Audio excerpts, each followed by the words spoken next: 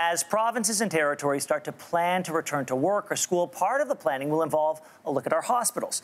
Healthcare professionals have been working hard since the pandemic began, so are they ready for the rest of society to start opening back up again? Joining us this morning with a closer look at this is Dr. Rob Fowler. He's the Chief of Trauma and Critical Care at Sunnybrook Hospital and a Professor of Public Health at the University of Toronto. Doctor, great to talk to you. This is a very important conversation.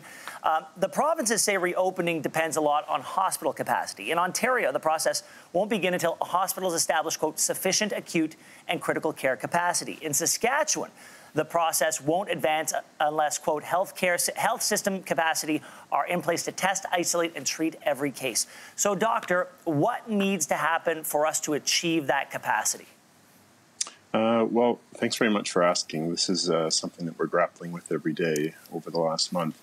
The hospitals have really ramped down on non-essential activity over the past month, and so that has, over weeks, built up a bit of capacity in our system because many procedures that were felt to be able to be delayed by a period of up to 3 to 4 weeks have been. And so we've built up a bit of capacity in our system, anticipating the surge of patients that needed to come into hospital to critical care units. And so I think we've managed that relatively well over the past few weeks. The trick now is to try to match what's happening in the community and pay close attention to our numbers from public health officials and ramp back up with acute care that we really need to be doing again for patients.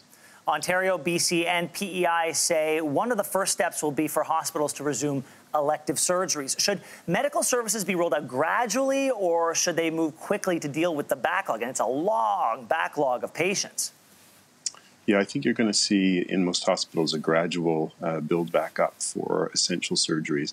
And it will be determined really hospital by hospital in relation to the capacity that exists, the patients that are waiting, the kinds of surgeries, and the sorts of services that those surgeries and procedures will require. And so, for instance, there are a lot of procedures that can happen as an outpatient that might require people to be in the hospital for a short period of time, maybe even under a day.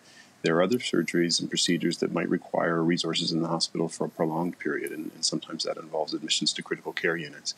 And so there's going to be a bit of a difference depending upon the hospital, the patients, and the kinds of surgeries and the sorts of resources that will be needed.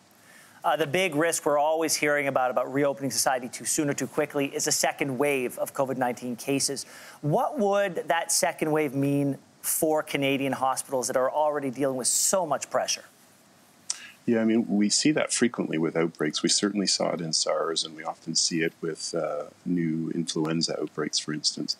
And the goal, the public health goal, is to try to minimize that second wave, hopefully so that it doesn't occur at all.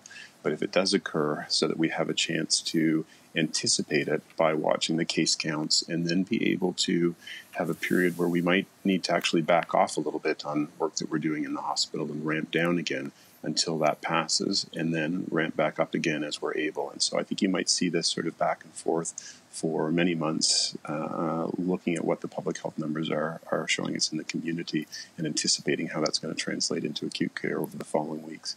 Dr. Fowler, thank you very much. And on behalf of everyone at Your Morning, to you and your frontline colleagues, we say thank you.